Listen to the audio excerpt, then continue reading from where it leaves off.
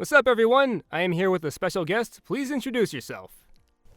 Hey, I'm Ruby of Blue. I'm a fellow Sonic fan. So, the 2010s are just about over, so I figured it'd be good to talk about the games this decade to see how they hold up. 2010s. The 2010s, yeah, this decade is almost over. Before the 2020s come here, I figured it'd be good to, look back on the games that came out this decade to see how they hold up, as a look back and overall review. And I knew just the guy to work with. So, Ruby, you did, a few... Yeah, I'm excited to talk about a lot of these games. I have some thoughts on all of them, and while I haven't played all of them, I am familiar with a lot of their other non-gameplay content. But I have played a good handful of them, so I should be able to offer some good perspective to bounce off of. Yeah, we're mainly talking about the big console ones, not the handhelds or crossovers, because we don't have that much time. And the console ones are where the real meat is. Yeah, definitely. And you did long, detailed reviews about the adventure games, and those are some of the best adventure-related videos I've ever seen. Yeah, I really wanted to delve into my thoughts into the adventure games because I feel like they had garnered an unfair reputation over the years from, frankly, uncharitable reviews toward them, to put it lightly. Yeah, it is unfair. And looking at the games this decade... Like you, I also am a big fan of the classic games, and I think, they're just as important to the series as the adventure games because they're what spawned everything, and what everything should grow from anyway.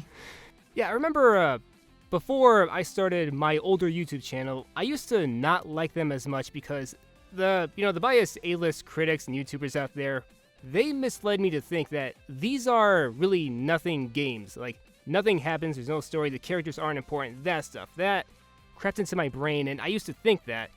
But then I looked into these games. I researched the development of them, the Japanese manuals and all that, the small details that I didn't notice before, and now I love them. Yeah, same here. I mean, there were a few hurdles I had to get over when I first played them. Some of the data design difficulty sort of things. But once you get over those kind of things, there's a lot to love about the classic games. Not even just from the gameplay, but there's a lot to dive into with the sort of world building and the characters as well. And speaking of which, the game we're going to start with was a continuation of those games. Well, a supposed continuation. We're going to start this off with Sonic the Hedgehog 4 Episode 1, released in October 2010. So, Ruby, what were your initial thoughts when this was announced, and what were your first impressions when you played this? I think when it first was announced, I actually become pretty, distant from the Sonic series. I didn't really care all that much about it at that point. And by extension, I saw Sonic 4, and I was just I wasn't enthused or anything, because, wasn't that interested in the franchise at that point. Alright, so when did you first play this? I barely played it at all, but I did play it at around when it came out, and I just didn't find it to really be anything worth, completing. I played a little bit of it, but I dropped it, and I never picked it up again. Okay. I remember when this was announced. Funny thing, it was the 10th year anniversary of the Dreamcast. September 9th, 2009. Okay, so on the Dreamcast anniversary, let's announce this Genesis throwback game. It's the perfect occasion. And when this was announced, just about everyone was hyped for it. Especially a few people who were concerned about a certain color of eyes. I remember that.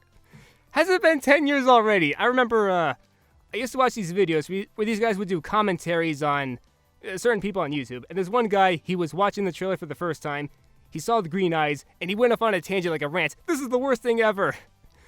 It was funny looking back. It is strange. It's strange how the Sonic 4's approach versus Forces and Mania, because Sonic 4 just treats Sonic as Sonic. It doesn't make that kind of distinction between classic or modern, but we'll definitely get to that later. Oh yeah. And Screw Attack in their SGZ convention way back in 2010, they hyped this up like the Wizard hyped up Super Mario Bros. 3. The countdown and the whole room going black and everything. The whole room was cheering, yes! Sonic 4, yes! They hyped it up big time. And then it came out. It's like a 2005 Flash game. And when it came out, critics loved it. I mean, they hyped it up like it was Sonic Mania. It got solid reviews. It did. The critics loved it. In IGN's review, they said, Sonic is back, baby! And Game Trailers was like, this game succeeds in recapturing the Genesis feel. Oh my god. I remember like it was yesterday. Those people had even played the Genesis games at all. And I think this is the main reason, well, one of the main reasons why they loved it so much. And what I'm about to say goes for colors and generations as well. Every review of Sonic 4 starts off the same way, just about the same sentence. Blah blah blah. Sonic had it rough ever since he went 3D. Blah blah blah guns. Blah blah blah swords. Blah blah blah werehog. Blah blah blah princess. Blah blah blah friends. Every review. Yeah, this is like 2010. This is still when like stuff like, I don't know, 06 is kind of still fresh on the memory. So by comparison anyway, they're just like best game ever, returning to the roots. Yeah, there was fatigue after the dark era from 2005 to 2009 when Sonic was experimental. Sonic Team and other developers associated, like, they were taking Sonic out of his element into like worlds of genies and knights and transforming him into like a beat 'em up monster, like all that. Really trying to branch out and diversify the content when they really didn't have like base quality control and like, I don't know, the base gameplay even, figured out. Yeah, funny thing about the gameplay, the critics or whatever A-list YouTubers, they lambasted them just because of what's in them. They don't really go into the gameplay all that much. They ranted about Shadow the Hedgehog and guns, but looking at the gameplay purely, the guns control fine. The auto-targeting is on point. You can destroy the bigger enemies with the bigger weapons. It controls well, but just what it is. They hated that they included in there. Some people will not like products just for what's in it. Like, some people don't like the movie Shin Godzilla just because he evolves in that movie. Yeah, I feel like people have when it comes to the Sonic series, people have a hard time, like, divorcing their thoughts on the gameplay itself versus, like, I don't know, what it just looks like from the outside. Yeah, like, purely from an visual point of view, it does look like they're, going back to the roots and all that. And I remember Flash videos where people were getting hyped for this. There's one video I found on Newgrounds. Like what I said about critics complaining about friends, there was a Flash video where Sonic was being invaded by his friends. No! Go away! Go away! And then he's in Splash Hill Zone, and he's like, oh, thank goodness. Like, why is having friends a bad thing? Anything in Sonic 06 is bad, regardless of any context. Yeah, when I first played this, I did enjoy it. At the time, I didn't think much about the physics or the small details. I just saw it as another 2D Sonic game, and I did enjoy playing it. And 2010 was the year when my family moved into our new home, the one we're in now. And that fall was big on games. Like, I just looked at Sonic 4 as a fun game, so that were my thoughts back then. Yeah, I can see that it's definitely not a bad game, just like, doesn't have the nuances or care put into it that made the Genesis games like so fun and addictive. It played it safe. That's what it is. If you want to talk about playing it safe, talk about those levels and I don't know, lack of any sort of new or interesting story to it. Yeah, the thing is, like, they hyped it up as a sequel, but it was really a rehash of Sonic 1 with bits of 2 thrown in. Yep, every single level is literally just a rehash of Sonic 1 and 2 levels. I think this is like Labyrinth Zone was the only stage from Sonic 1 besides Green Hill to be revamped. Like Starlight Zone, Scrap Brain Zone, screw those, nobody cares. It's all Green Hill Zone, baby. At least they tried to do something a little bit different with Labyrinth Zone with you lighting up torches on the wall. I noticed that every stage did have a new mechanic. Casino Street had these cars you can run on. Mad Gear Zone had these cogs you can rotate to advance. Like, that was something, I guess. Still, playing the game... But it is really... Would you say this is like the first case of them like cynically riding the nostalgia car without really much thought put into it? Yep. And it's just a harbinger of what's to come. The small step. Oh, speaking of small steps, Sonic's starting acceleration is slow. Like, it takes a little too long to get going. And people have brought up that if you stop holding the analog stick, Sonic will stop. he'll immediately drop and just stop advancing forward. And using the spin attack downhill won't increase your speed. It seems as if a lot of the, interesting physics that you could get out of the 2D games are sort of, the homing attack sort of like undermines all of that. Like if the game has any physics to begin with, the homing attack just kind of makes it so that's not necessary to do it all. You just mash A over and over. I did some research on this. They included the homing attack because Sonic 2 and Sonic 3 introduced a new ability. So Sonic 4 has the homing attack. But the homing attack isn't as, grand in 2D. In 3D, you have more axes to aim it upon, and, it's a lot more limited in 3D than it seems to be in Sonic 4, sorry. Oh, we'll get to the forces, don't worry. And I remember years ago, before the game came out, there was an interview with some guy from the development team. He said, you can play Sonic 4 without the homing attack. Maybe I'm remembering this wrong, but I tried it anyway. Splash Hill Zone Act 3 is the farthest you can go without it. You jump off a ramp, and every time Sonic does that, he uncurls and he's left open to attacks. So, and you're at this homing attack chain of the mech's bubbles, and you keep getting hit. I tried going past that, but there is a bed of spikes. So you have to use a homing attack to beat the stage. Sonic uncurls when in mid-jump? That is... Uncurls. You have to use the homing attack. And every time you do that, he bounces off the enemy uncurled. Like Sonic 06 did that too. He keeps leaving himself open. Why couldn't it be like in the adventure games where he's always in a ball, just in case? Yeah, and the funny thing about Sonic 06 is even if you are in a ball, you still get hit. That doesn't actually damage enemies in 06. Yep. And this was by DIMP, so bottomless pits are everywhere, and the classics did have advanced. Yeah, the classics did have bottomless pits, but not that many. Yeah, the classic games always took care to make it clear that something was a bottomless pit, which is really important in Sonic. Yeah, DIMPs don't play that way. And another thing about Sonic 4, what region are we in? In Sonic 1, it was clear we're in South Island, a concrete place. Where are we in Sonic 4?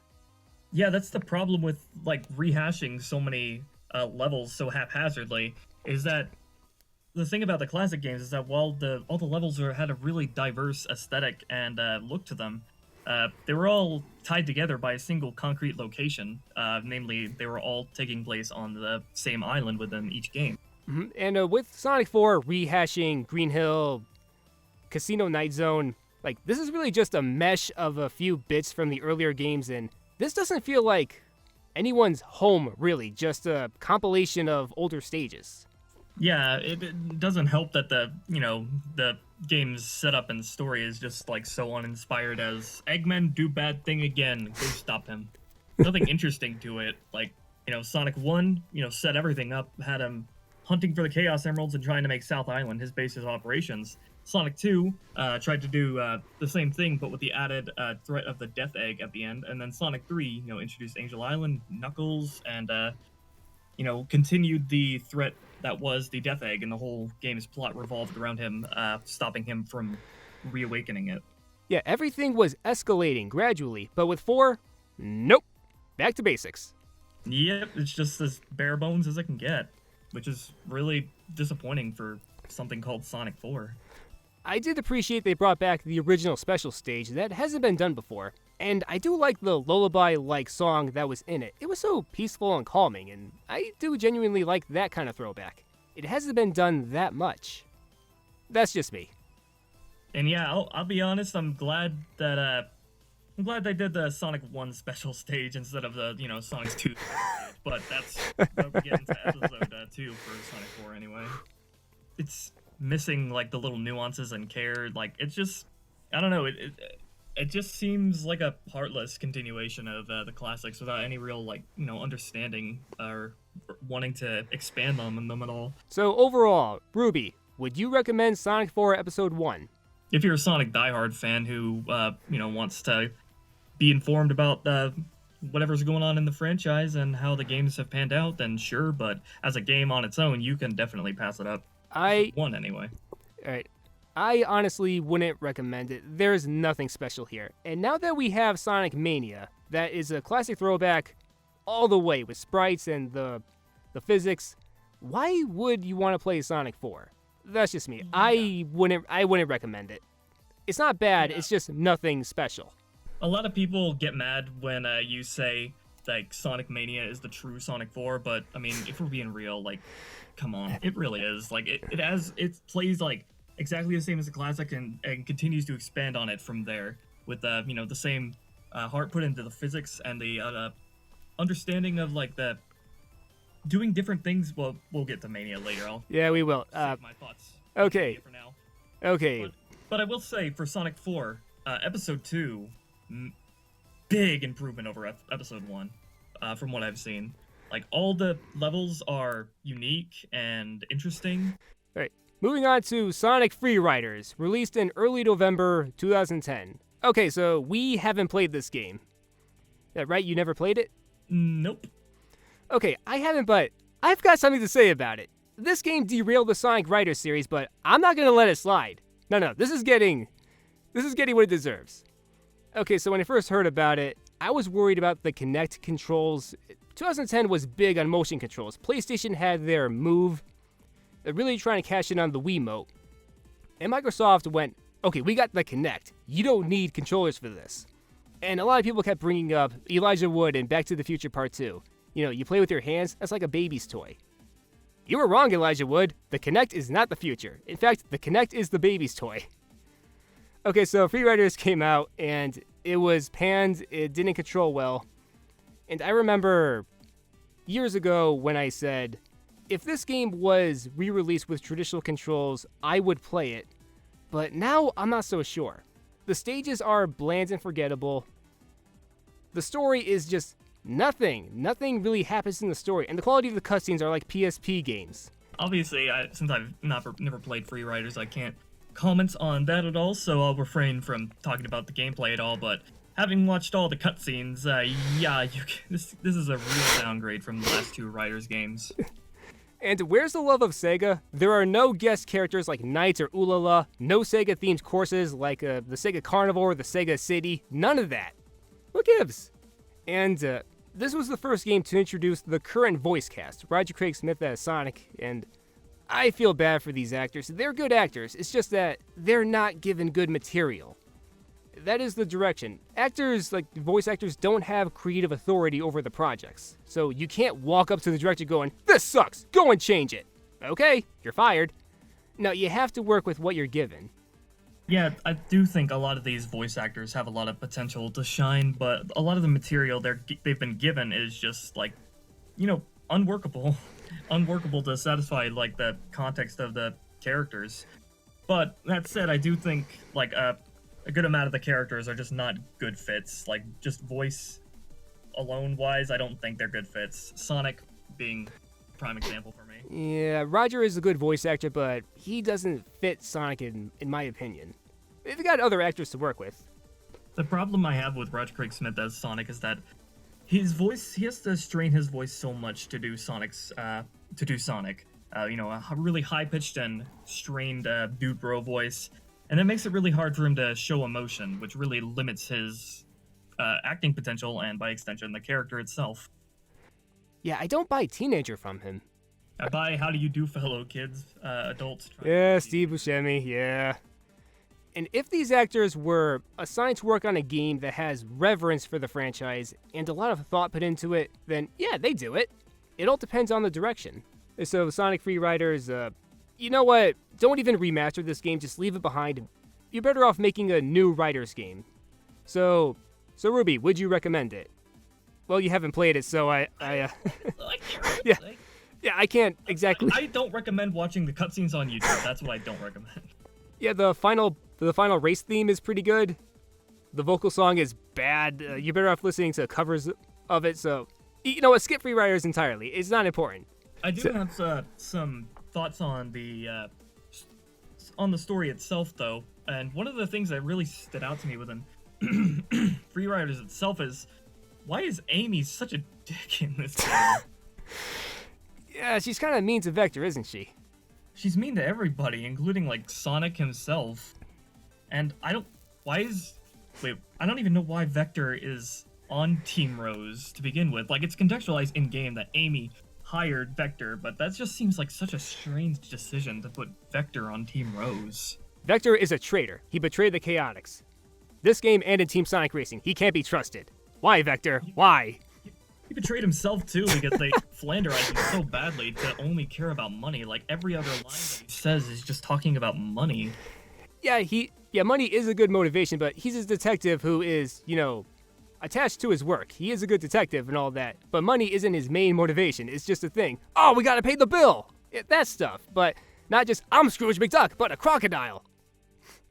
Yeah, I mean, why Vector works so well and why he's so beloved is because he bounces off the rest of Team Chaotix. If you divorce him from them, then, like, you're kind of missing the point of his character. Yeah, I love the Chaotix. Like, those three, yeah, we need more of that. Just a Vector on his own. Highlighted heroes for me. And, have you watched Roger Vanderweed's Sonic in Minutes videos? He did one of Free Riders, and everyone is so mean to each other. They're yelling, they're hitting each other, and by the end, there's this giant brawl, and it's hilarious. Yeah, I've seen several of them. The ironic thing about that, though, is that Sonic, Tails, and Knuckles are actually, like, the most in-character in the game, and they're not assholes like everybody else is for, like, no reason. Oh, give it time. I specifically remember, like, when Team Babylon lost one of the races because of a supposed technical malfunction, Sonic proposed to have a rematch so they could have a fair fight again, which I thought was really good for him. All right. Yeah, that is in character. And speaking of Knuckles, yeah, back to voice acting. I remember when Travis Willingham was confirmed to be Knuckles, I was like, this is perfect! Guile from Street Fighter. Mustang from Full Metal Alchemist is going to be my favorite Sonic character, yes! But the voice he went with, it's just, why? Where's the badass Guile voice? English voices of Sonic are cursed. Knuckles is cursed to forever have like an English voice actor that tries to replicate Dan Green. Doesn't have to be that way. I know. Oh well. Okay. Sounds like I've always thought like the Dan Green type voice sounds way too like rugged, or way too like I don't know, rugged and over like energized, I guess. Whereas Knuckles supposed to be like more quiet and chill. Well, it's better here than in later games, but we'll get to that. Okay, moving on to Sonic Colors, released mid-November of 2010. So Ruby, your initial thoughts on this and first impressions when playing it. Well, the PR for the game up before release didn't really do anything to excite me at all. Just it's just the same Sonic versus Eggman theme, but the setting itself is really, really nice. All the locales in the Carnival Park are really pretty to look at, I must admit, but, the game didn't do anything to pull me in from, like, a story standpoint. When I first saw the trailer, I thought, okay, this looks fun. I was already hyped for Sonic 4 at the time. This looked like a nice bonus. Yeah, and, like, the context, too, that we're coming off of, this is, like, well before like this sort of sitcom era, Pontaff era of Sonic, so we're coming off of Unleashed with this game, the sort of grandiose adventure like that, so that's the sort of context and mindset that we have going into Colors. Yeah, speaking of Unleashed, I remember, well, people said back then, they're still saying now, this is the daytime stages of Sonic Unleashed all the time. No, it is not. No! Okay, in Unleashed... The gameplay doesn't resemble Unleashed, honestly, at all. In Unleashed, the stages are exhilarating and test your reflexes. Like, your reaction timing is put to the ultimate test, especially in Eggman Land. Colors holds your hand, it plays it safe.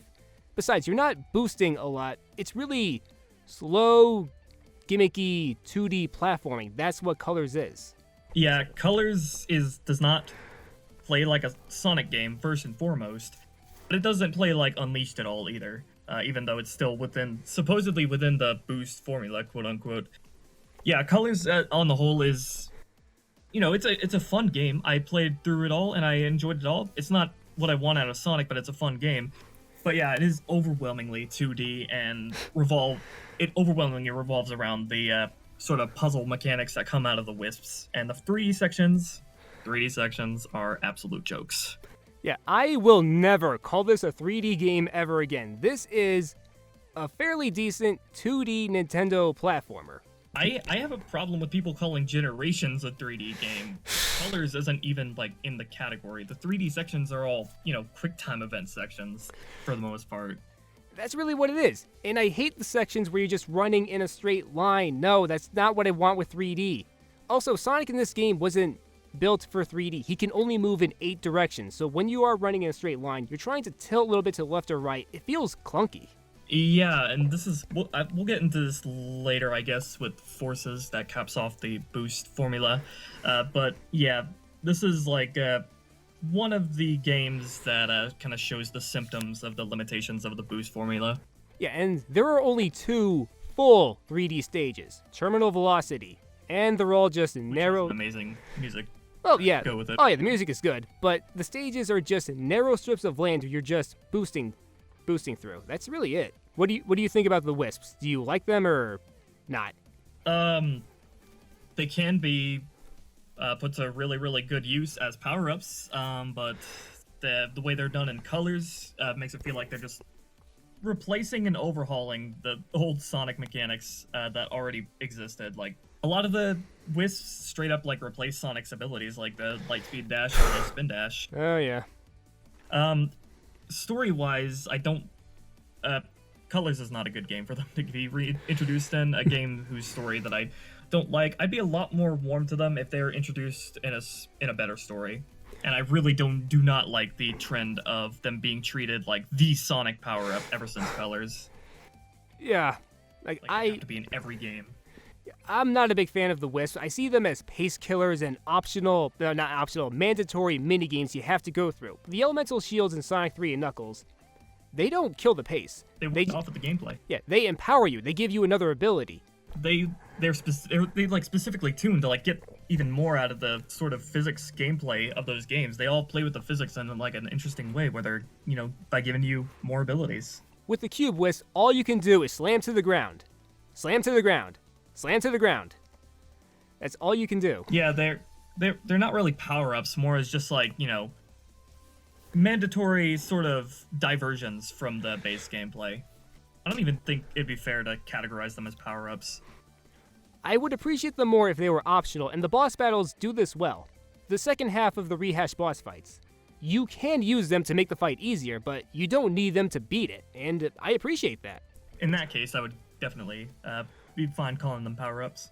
I tried to play through the story without the Wisps, but just about most of them are mandatory. Yep, and you mentioned the story earlier, and I've got a lot to say about the story. Alright, the first game to introduce Ken Pontac and Warren Graff. Or Pontaf, as everyone is calling them. Okay, so Sega knows that Sonic is more popular in the West. So they figure, okay, let's get Western writers. Did it have to be these two? They admitted in interviews they don't understand this franchise, and it shows. Yeah, I wouldn't place the blame, even though their work on the English localization for every Sonic game isn't up for itself, and they definitely play a big role in my distaste for current Sonic game stories. They're just a smaller part of an overall problem with the sort of how Sonic Team views stories in the franchise. You get writers who don't understand the source material, you end up with another Godzilla 1998 or a Dragon Ball Evolution. That's, Sonic got that kind of treatment. It really shows in Colors because the tone is so, different from every other Sonic game, which, Sonic has historically been, action-packed adventure, thrill ride with mythos to the world, exploring the characters and larger-than-life sort of situations. With Colors, you got sort of transitioned over to a weird self-aware sitcom style. I remember when this came out, they said, people reviewing it, it had the best writing in any Sonic game. But when you get down to it, the writing is as bad, if not worse, than Ninja Turtles 3. The characters are always trying to be funny. Hey, Eggster, you were expecting maybe, the Addams Family? If that line was in the game, the reviews wouldn't be any different. Yeah, the mindset that Pontaf takes with that... Oh, I don't know if I'm interrupting you, sorry, because I can't tell when you're cutting out. Alright, go on. What was I gonna say? Right. It really shows the mindset that the writers are going into this with. because they're not familiar with. They don't know about this series at all. They don't know what it's like supposed to be. So they just see blue cartoon Hedgehog facing cartoon villain. Therefore, we must inject comedy into as many spaces as possible. The writing of this game is the laziest form of comedy. Characters standing there and saying unorthodox, funny words that are supposed to be humorous just because they're unorthodox. Soda, salad, underwear, copyright. It's not really funny. It's just saying random words. It's like I said before. It's like really, I know this from experience because I've done it myself before with the stories I've written. It really shows how they're injecting comedy into the scenes, instead of having it play off of any sort of the situations. And the cutscenes don't get me hyped for the boss battles. We have Sonic talking to robots who can't talk back. He's just saying really unfunny stuff, and I'm not pumped for a boss fight. Oh, and speaking of boss fights, this game hypes a Tails boss fight. Eggman is controlling Tails, and it looks like we're gonna fight Tails. Doesn't happen. Oh my god, yeah. And Lost World does the same thing later. We'll get to that. The Sonic versus having Tails turned against him is like a really there's a lot of potential there for a really interesting conflict, but in Colors it's just dropped immediately. Jason Freeberg and Aaron Seltzer could have written this game, and the game would be just about the same. And for those of you who don't know, they're the evil duo behind Date Movie and Disaster Movie. Yeah, that's how bad the writing is. A big problem with Colors, and it kind of started in Unleashed as well, is the games are gonna start having a really bad habit of turning Eggman into an utter buffoon and joke, and not treating him like an actual villain, like an actual threat. Yeah, but at least Unleashed made him feel like grand and like so full of himself in, I guess, a positive way. But Colors, it was just amplified, like, I'm a big fat idiot. He acknowledges that. Yeah, it's kind of, I feel like Eggman's character was kind of salvaged in Unleashed by its grandiose tone, but you can see the beginnings of kind of, treating him like a butt monkey, basically, and it only gets worse with Colors, especially with the introduction of Orbot and Cubot. What are your thoughts on them? I'd prefer they not come back. They are, I guess, cute, endearing for this era, just for this era. And I've seen the Japanese cutscenes, and it is so much better. I can imagine the Japanese writer sitting in an office going, okay, how do we make this suck less? How do we clean this mess up? How do we salvage this? Yep, that's going to be a trend moving forward with the 2010 Sonic games. I feel like with Colors, more than any other 2010 Sonic game, yeah, it's really, really hard to salvage from Colors. A good dialogue for the Japanese script, because so much of it is just Sonic doing stand-up routines. Like, there's not much more they can do than just have him tell slightly less bad jokes. I can see why the game is refreshing for many. There's only one campaign, you don't need MacGuffin medals to reach the final boss. Super Sonic is playable in the stages, Eggman is the final boss and not a god of destruction, and there are no Chaos Emeralds in the story. I can see this game being a break from the games of the 2000s. If Colors was the only game like that, then I wouldn't be as harsh towards it. But this tone has persisted for too long. One game was more than enough for this kind of tone, to be honest. Yeah. Here's a really important distinction that I need to make, and we'll probably go over this later. You don't need to turn Sonic into an obnoxious sitcom to have a refreshing tone from dark and serious stuff. This isn't the ideal writing I would want. I can see why a lot of people would see this as refreshing. It's not my cup of tea. And I'd appreciate it if everyone would stop saying, this is the ideal Sonic game everyone wants. It isn't. Please stop saying that. Yeah, I mean, if you want a refresher from, dark and serious sort of Sonic games, you don't need to turn the characters, into Jerry Seinfeld. You can have a lighthearted game without breaking, the characters and being really annoying about it. So, don't praise something for what it's not doing. Sonic Colors got love for the simple writing and the simplicity of it, because it doesn't have guns and swords or whatever. Don't do that. A game should be praised for what it is.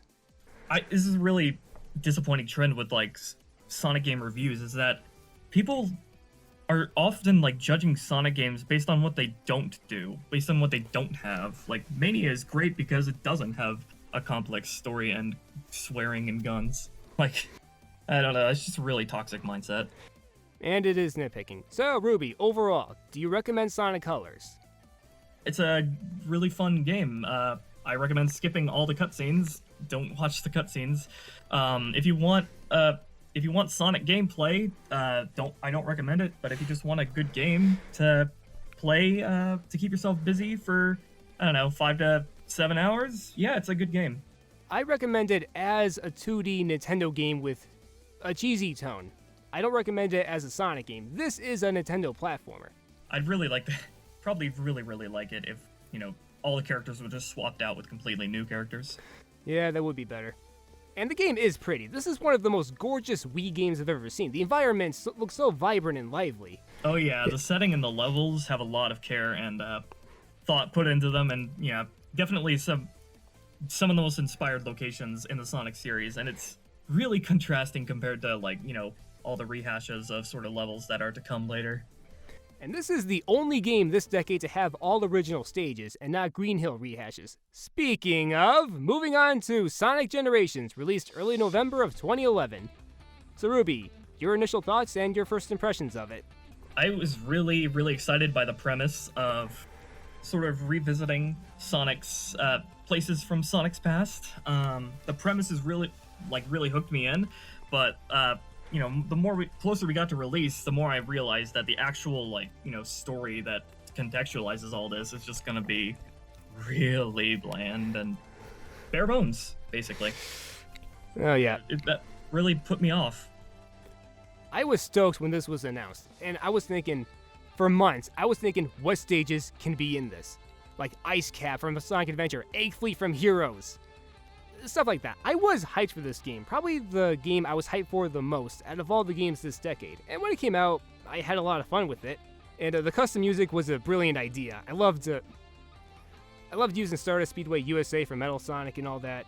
It was a fun game to play, and it still is. This is the best of the boost formula officially. I definitely agree with that. I found the boost stages in Unleashed to be really frustrating, honestly. Like, as a first-time player playing through them, I felt like, especially with the Sun and Moon metal mechanics, where I felt like I had to crawl through the stage if I wanted to not waste my time and have to come back later. But even playing the stage fast and loose like you should be, I found it to be really trial and error and unfair. Whereas with Generations, I didn't have that problem at all, really. Yeah, the homing attack is on the jump button, which it should have been in Unleashed. I don't know why they mapped it to the boost button. The turning is more unwieldy compared to Unleashed, but I think overall it works really well, and it's still... Here's the thing, though. None of it is still the gameplay that I want out of Sonic, Yeah. Even the 2D classic Sonic gameplay, which I'm sure we'll get to in a second, it still doesn't hold a candle to any of the Genesis games or Mania. Yeah, I was excited to see classic Sonic back, but it doesn't feel right. Both from a gameplay and story perspective. Classic Sonic is treated more like a caricature and stereotype of what Sonic actually was in the classic games. He is Sonic's kid brother, that's what he is. And why is he the only mute classic character? Classic Tails talks, classic Eggman talks. Classic Sonic was the only character who could talk, like in CD. I'm out of here! What gives? He's not Mickey Mouse from Kingdom Hearts 2 when they go to Timeless River. And I'm not a fan of his design either, because he's never even been this his proportions are way fatter than even any of the classic artwork. This is the main reason why in Sonic Adventure they got redesigns. They don't look as good in with 3D models.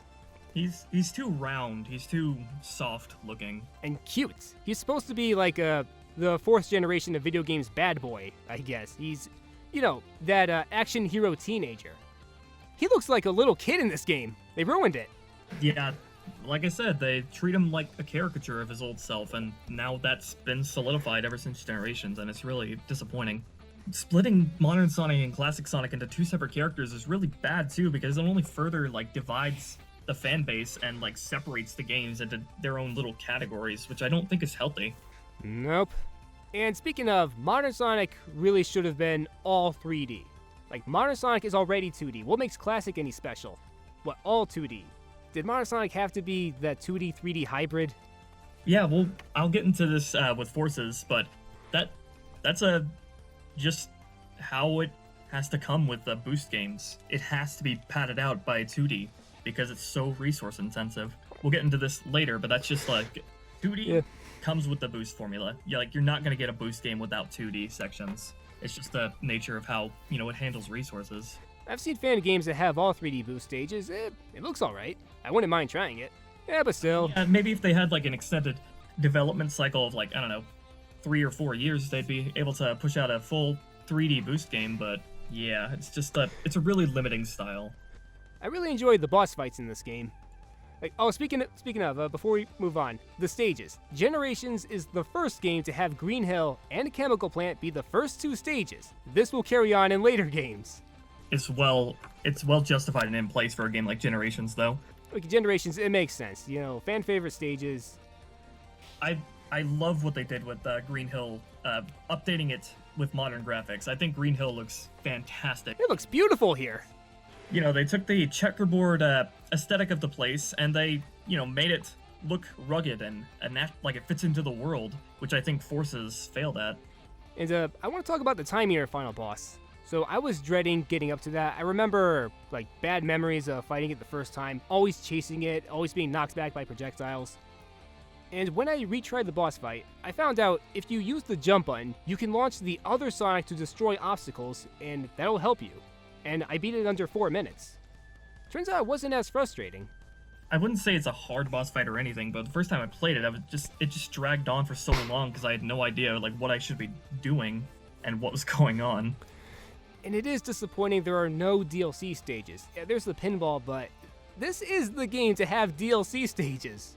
Yeah, but like I said before, it's so resource intensive that it's really difficult to kind of add on to this type of game. And I want to get to the story. This had potential. We would have. I was hoping every stage would have a brief cutscene where Sonic would go back to the stage and talk with his friends about their adventures, how far they've come. I really wanted the Seaside Hill moment where Sonic, Tails, and Knuckles would look to the ocean and the landscape and talk about, man, we've been on some crazy journeys. It doesn't happen. They did it for the first couple of levels, but then they never do it again. It's just I would guess if they wanted to, they would have done so much more, but they had to, cut corners all over the place to meet the deadline. And I figured this game was non-canon with the ending. You got the 2 Eggmen in White World. And how do they get out? Where's the time machine? Where's anything? Where? And they break through the floor and they're back into their capsules and they go back to their times. Like Squidward, I assume. Because Lost World doesn't explain it.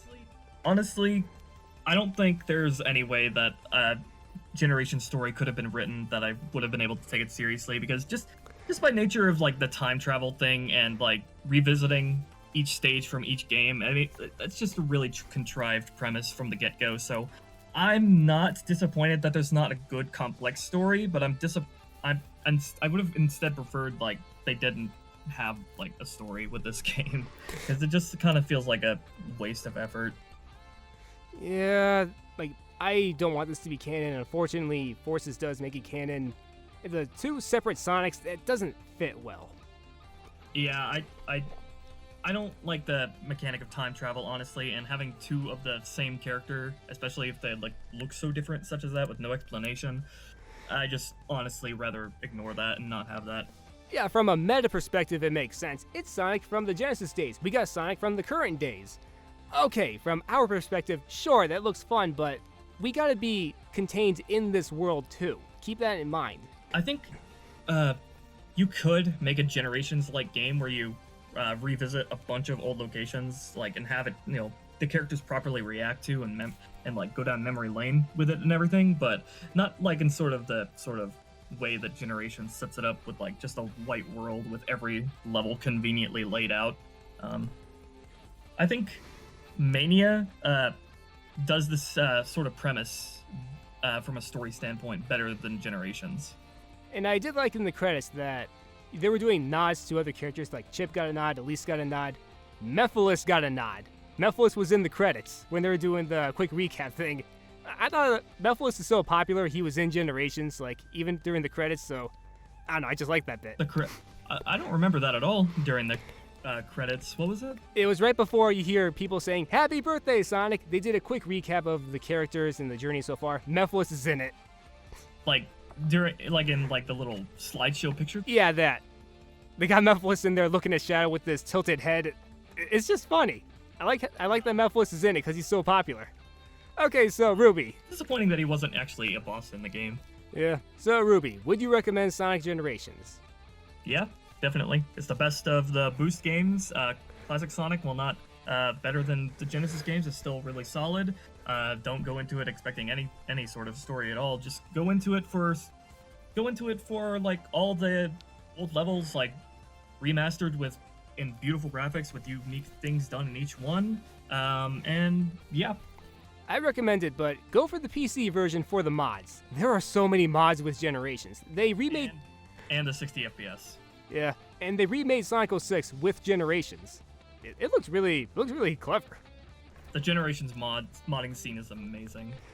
They did Sky Troops from Shadow the Hedgehog, and some get out of hand. I think you can play as Professor Pickle in Rooftop Run. I've seen it. And Luigi. You can play as Luigi too. You can do anything. There are some risque mods. I won't say them here, but trust me, I've seen some funny mods.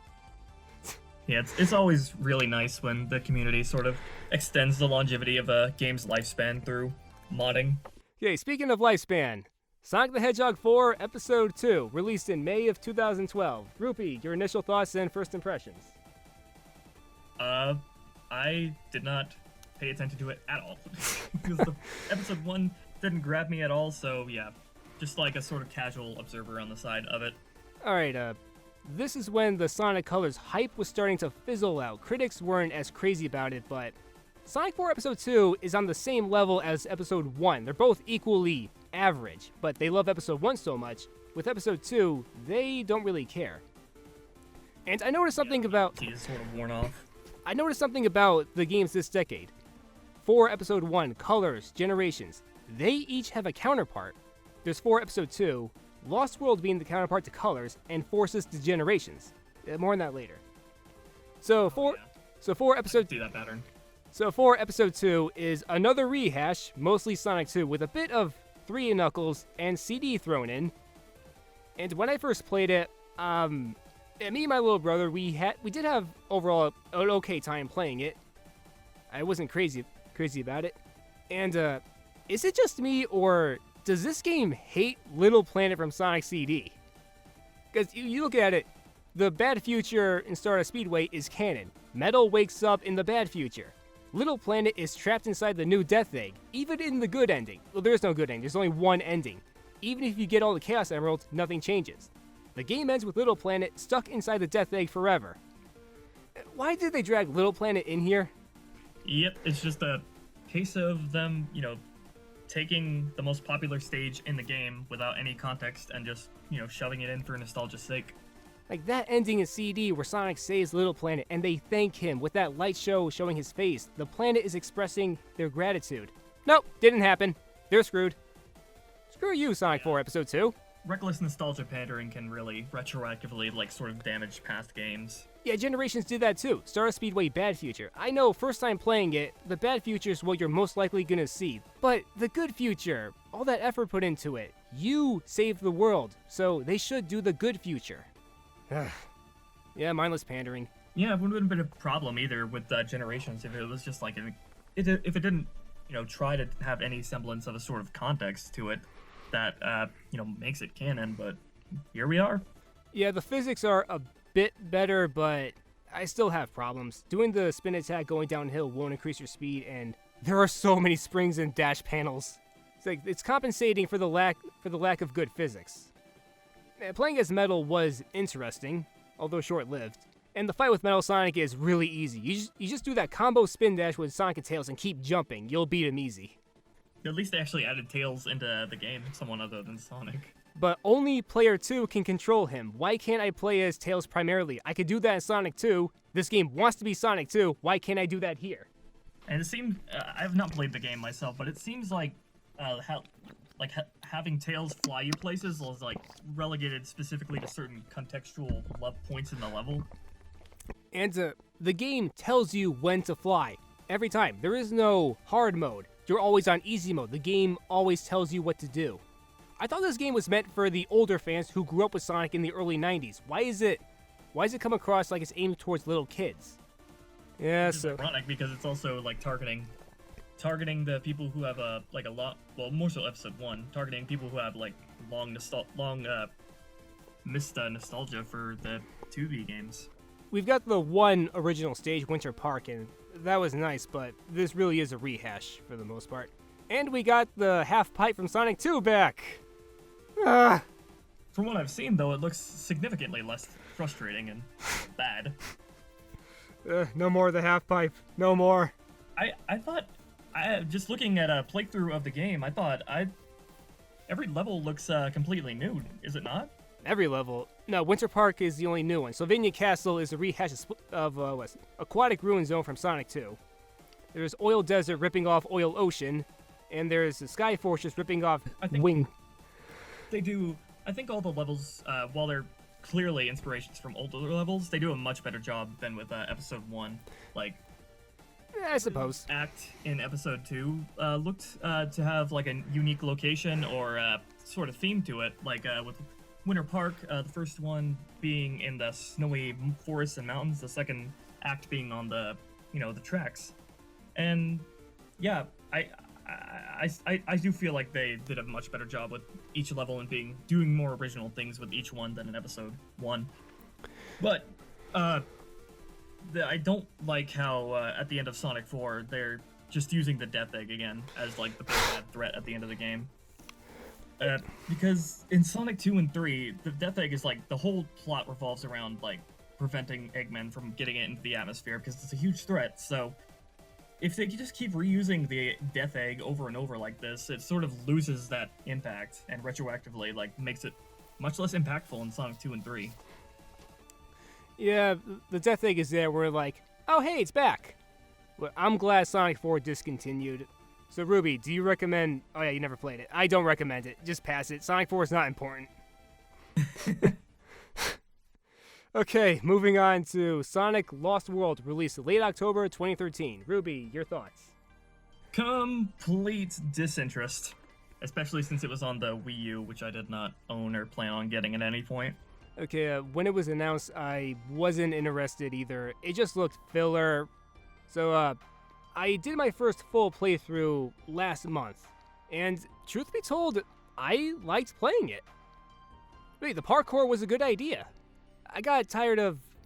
Well, I'm tired of the boost now, so I tried parkour, and it was really clever with you really running on walls and climbing over ledges. And the 3D sections are a lot of fun. If only the game invested more in the 3D parkour. But the game kind of felt paranoid, so it stuck with gimmicks that we didn't need. You have to control a snowball with no direction on where you're going, and when you're fighting Xena, it can be frustrating. And there are stages where you're floating endlessly, like Sky Chase Zone. Really, they should have invested in parkour more often. Yeah, I've not played Lost World myself, but looking into it, it just seems like a lot of its, shiny and interesting new mechanics are kind of thrown by the wayside, with the game just kind of going all over the place with random gimmicks every level. And there are 3D stages that are entirely 3D. Yeah, no interruptions to 2D. Okay, some are, but there are stages that are full 3D. And the parkour took some getting used to. I had to use the Zelda stage to get used to it. This game should have had a tutorial. Yeah, this game had a Zelda crossover. This game should have had a tutorial to help you get accustomed to the controls. I used Zelda for that. So my first time playing this, I got a little annoyed. I had to use the Wisp as shortcuts because a lot of them are like that. Like Lava Mountain Zone 3. There are these two walls you have to bounce off of to get to the end. If you don't want to do that, you can use the hover Wisp to lightspeed dash. So I did that at first. My second time doing it, I used the parkour. I got accustomed to it. When you're running along walls, quickly use the spin dash to boost yourself to give you more momentum. And I got through it no problem. The controls can take some getting used to, but when you get the hang of it, Lost World can be a fun game. when you're not bogged down by gimmicks.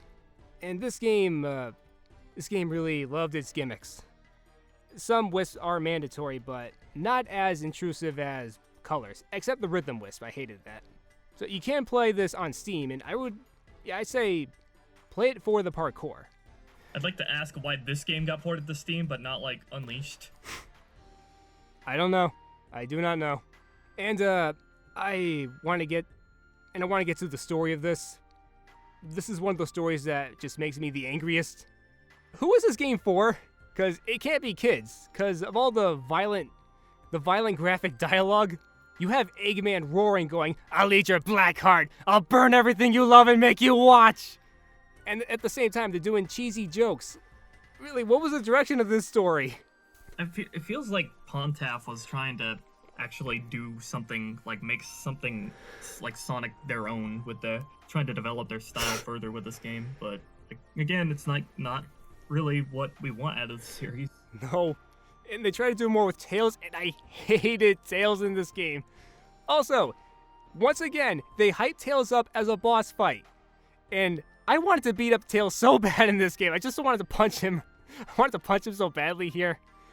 They don't do that. They make him a cyborg, so I figured if you fight him, it wouldn't be as, I don't know, I guess rough, because he is part metal, so if we were to beat him up if he was purely organic, that would be a bit too much, but he's a robot now, but no, we don't get to hit Tails in this game. I am like flabbergasted that they did the exact same thing with colors, like in the Tails is being controlled by the enemy again. Oh wait, no he's not again. Never mind. Drop that subplot. Like it's like they wanted to do it again, but then they changed their mind again. And Amy and Knuckles, why are they here? Why? Okay, Amy. I am glad at least that Amy, in this game anyway, it's a breath of fresh air because her entire character isn't just revolving around her crush on Sonic. Like, in this game at least, I really do appreciate how Amy actually feels like a companion to Sonic and Tails and not just an annoying tag-along. But Knuckles still has no reason to be there, so I'm never gonna let that go. He has no purpose here. He's there to look stupid, that's it. Hey Sonic, if I was there, I would have done better. Shut up. He's there to be the butt monkey of him and Amy's scenes. But at least they had the foresight to like show us what's going on the planet through Amy, so yeah. I think they included Knuckles because they know we like him, but you can't just shove a loved character in there. Give them a concrete reason for being there. Otherwise, we're going to be disappointed. Yeah, when the character is divorced from their entire character and context, they're just nothing more than a cardboard cutout. And everyone is mean-spirited in this game. Eggman yells at Sonic, Tails yells at Sonic, Sonic yells at Orbot. Everyone yells at each other. Oh yeah, Zavok yells at the rest of the Zeddy. Speaking of the Zeddy, in the Japanese version, Eggman says he resurrected them. That does make sense. At first, I thought the Zeddy were what the inhabitants of the Lost Hex looked like, but we don't get an answer to that. Yeah, the Lost Hex is really underdeveloped as like a setting. It's just a shallow collection of stages, that's it. There are no people here. Who are we protecting in the Lost Hex? Yeah, it's comparable to Little Planet in a lot of ways, but Little Planet is a lot more, developed. It has a lot more meat to it. Regarding the aesthetic of the Lost Hex, like, it just seems really too wacky and cartoony even for Sonic. Like, it doesn't. Unlike Little Planet, which was also really alien compared to the other 2D games, it still had a grounded aesthetic, and it still felt sort of lived in, But Lost Hex just seems like all over the place with max saturation colors pasted all over with I don't know. It just feels like it doesn't feel like an actual setting. It just feels really fake. It feels like Legos floating in the sky. Yep. So, what do you think about the Deadly Six? They have potential. I like some of their personalities. The female one and the fat one are really annoying. I feel like they have a lot of potential to be good villains. Their designs are a little too random and wacky. Their colors don't really fit a lot of them, but the way Lost World handles them as it is, it's nothing to write home about. Just a lot of lost potential with them.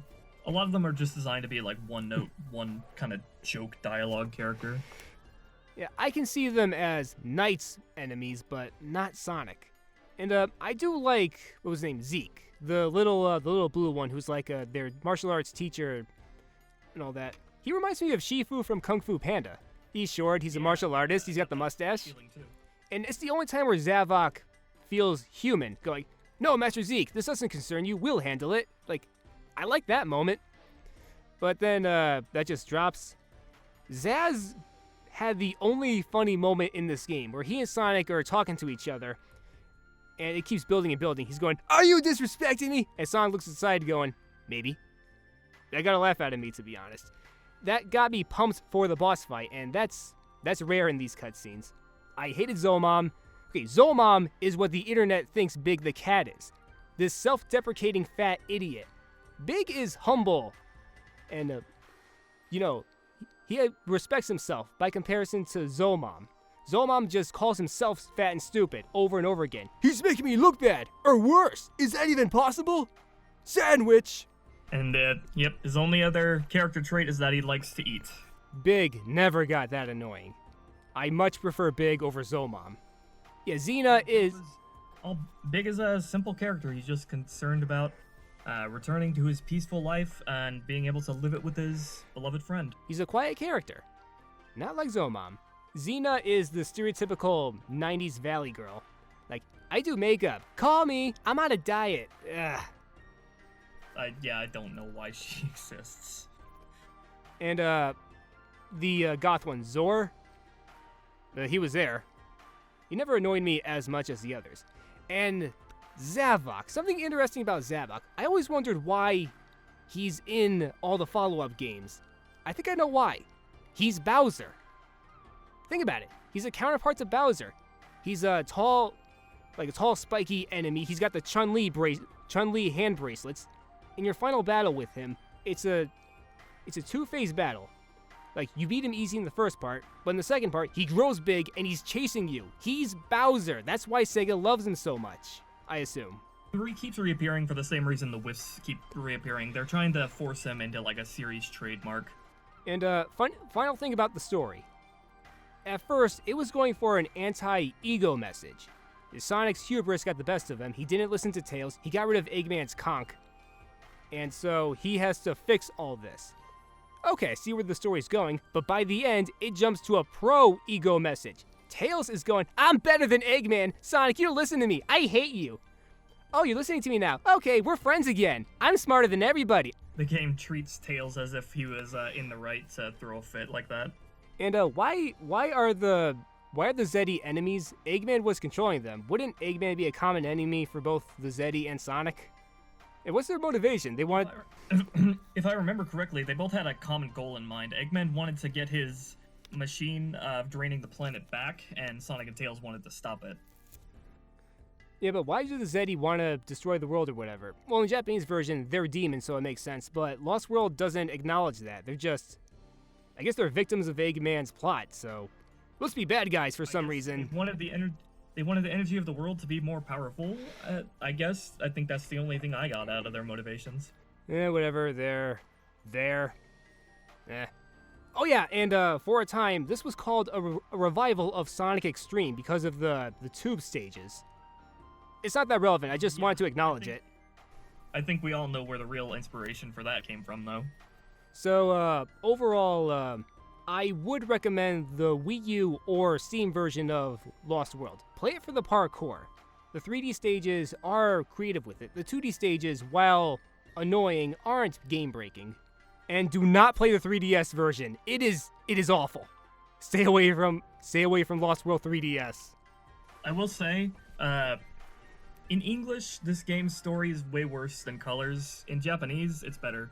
Like, Japanese dialogue does so much to, like, sort of erase the obnoxious jokes and character flaws that Pontaff injected into the game. So, the JP version, while not really anything to write home about, it's a lot more tolerable as a story than the English version of Lost World or Colors as a whole. It's just kind of bland. I'd put Lost World above Colors. I recommend it more than Colors. That's my thought on it. Okay, on to the worst of the bunch. Sonic Boom Rise of Lyric, released November of 2014. So Ruby, your thoughts when Boy, it was announced? this is weird because my thoughts when was announced were mostly positive. I was excited to see what they were going to go with. The theory before leading up to release was like that the Boom series was going to be like the adventure kind of style, like delving into the world and having heart-pounding stories, while the Japanese team kept working on, I don't know, whatever they've been working on up to now. But oh boy, did that turn on its head when the game actually released. Of course, I have not. I feel ashamed, but I've not played this game either. But I swear, I'll have a much more informed opinion on the gameplay after Boom. I promise. I played it. Okay, when it was announced, I was really excited. It looked like a really interesting experiment. You got, the big four. They were on this adventure together. It was 3D. And the guys who worked on it Bob Raffi was the art director for Crash, the first Jak and Daxter. And this was the only... It shows. Oh yeah, this is a Jak and Daxter revival. And the producer, Stephen Frost, I watched an interview on the Tales channel that he did, and I'm thinking, what happened? He looks legit. He's saying, I respect this franchise. I respect this franchise. I respect the fans. I don't want to alienate them. And I'm like, after what this game did to Knuckles and Shadow, you don't get to say that. The team behind this, they lied to us. I know there was a rough development history. A lot of people got fired. It's just...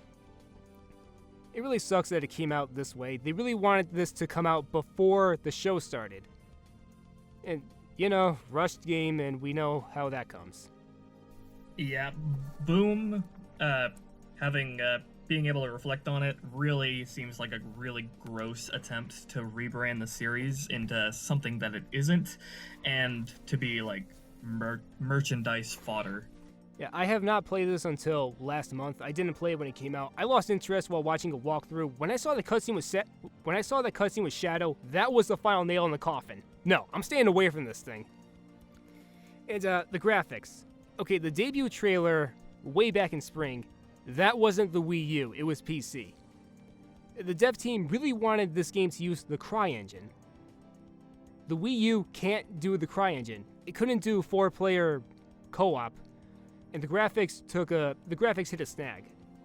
Why couldn't this game use the Hedgehog engine or the Starlight engine that was used in All-Stars Racing Transformed? No, this was part of Sega's 3-game deal with Nintendo. Did this have to be on Wii U? Couldn't they make another minigame compilation for the third game? Yeah, I don't know. This Boom is gonna mark a really weird sort of attempt in Sonic history. That's not gonna be looked back on fondly, other than the TV show, because a lot of people like that. Yep. Not one of those people. Neither am I. Not my cup of tea. Stuff I do like in this game. I like that I can turn the camera. I miss doing that. It is mostly 3D. 2D segments are scarce, and Tails is good here. I like Tails here. Tails in this game is to Tails in Lost World like what Shadow was in 06 to Shadow in 2005.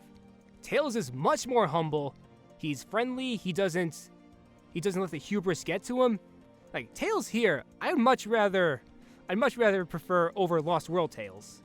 What I like, one thing I liked in Boom out of everything is, I like Lyric as a design, and I like his voice, but I think he's kind of dull in the story itself. But I think his motivations have potential.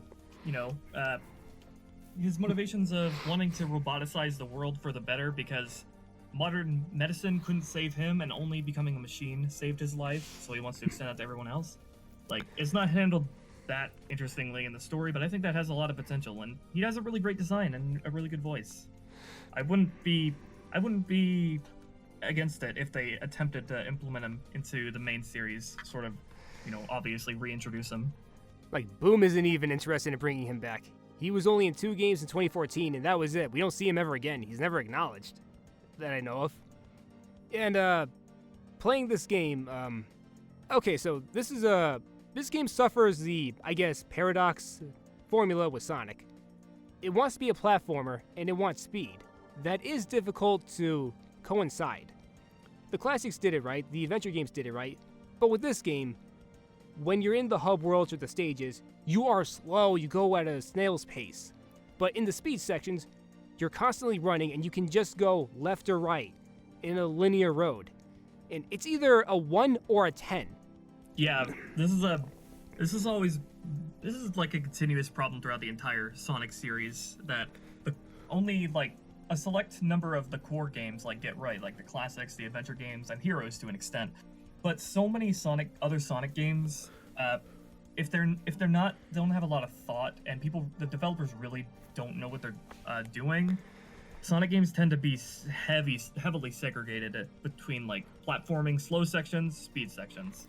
And we see this with the boost formula. We saw it a little bit in 06 with the Mach speed section, the slow Sonic moving speed in the normal stages. But, you know, it seems like we see it come to a head with Boom. Sonic isn't all about speed. It has the control and balance of speed. When I'm in the hub worlds, I want to charge that spin dash and jump to see what's around me and cover a huge distance. But I can't do that.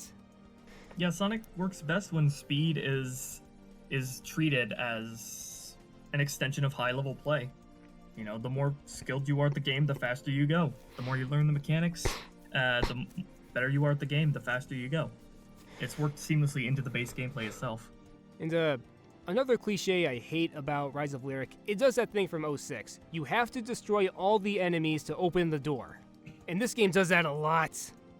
Ugh, so much combat in this game. And Unleashed, it was being a beat-em-up. It loves being a beat-em-up. It gave you a bunch of moves to utilize, like the Werehog can use Star Platinum's Orta punch from JoJo.